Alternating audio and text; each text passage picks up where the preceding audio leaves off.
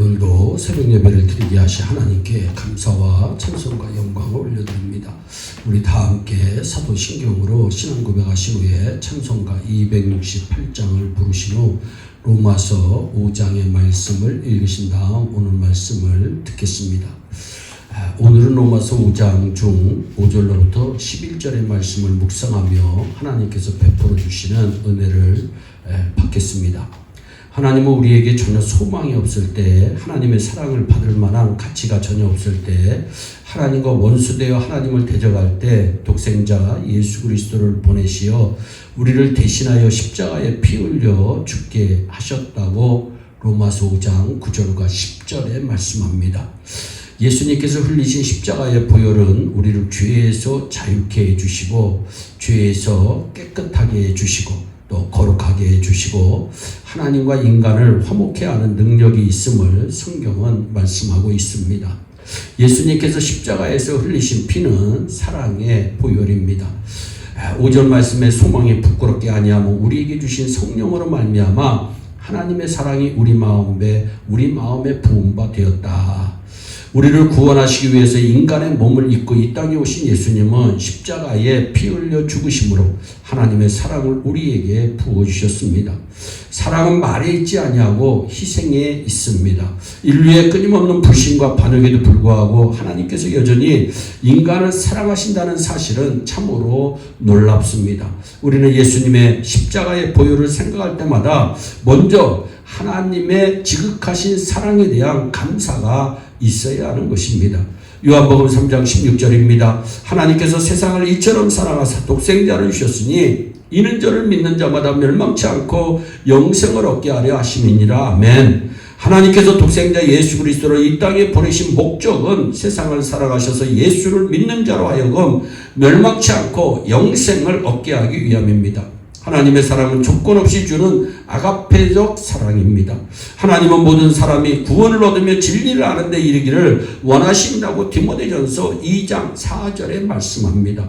구원의 기회를 주신 하나님께서는 그들이 회개하고 돌아오도록 오래 참고 기다리고 계십니다.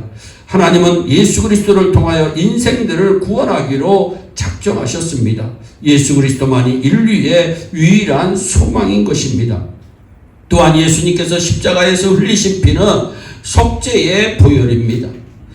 8절 말씀에 우리가 아직 죄인 되었을 때 그리스도께서 우리를 위하여 죽으심으로 하나님께서 우리에게 대한 자기의 사랑을 확증하셨느니라 말씀합니다. 우리를 위해 죽으심으로 예수 그리스도께서는 우리의 죄를 대속해 주시기 위해서 십자가에서 속죄의 보혈을 흘리며 우리를 대신하여 죽으셨습니다.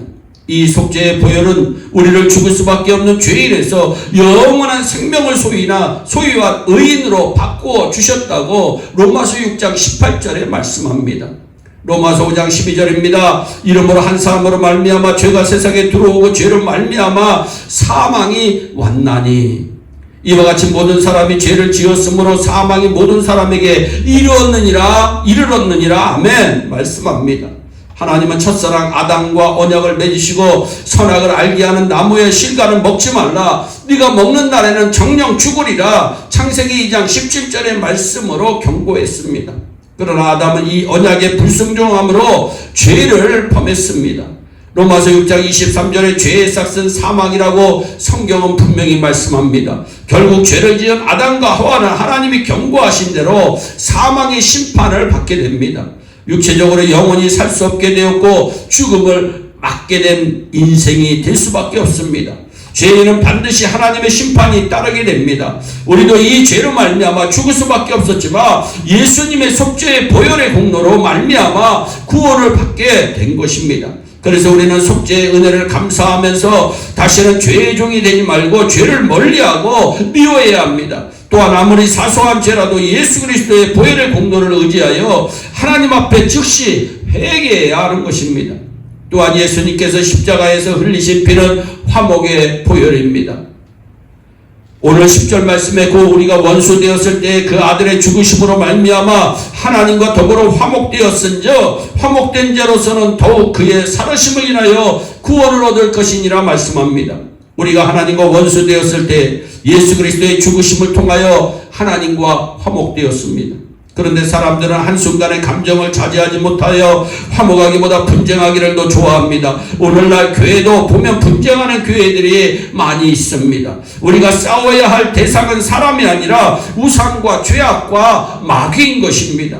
함께 하나님을 믿고 한 교회 다니는 성도님들이 싸움의 대상이 아닙니다. 예수님은 우리로 하여금 하나님과 화목을 이루어 주시기 위해서 십자가에 피 흘려 죽으셨다고 하는 사실을 꼭 기억하시기를 바랍니다.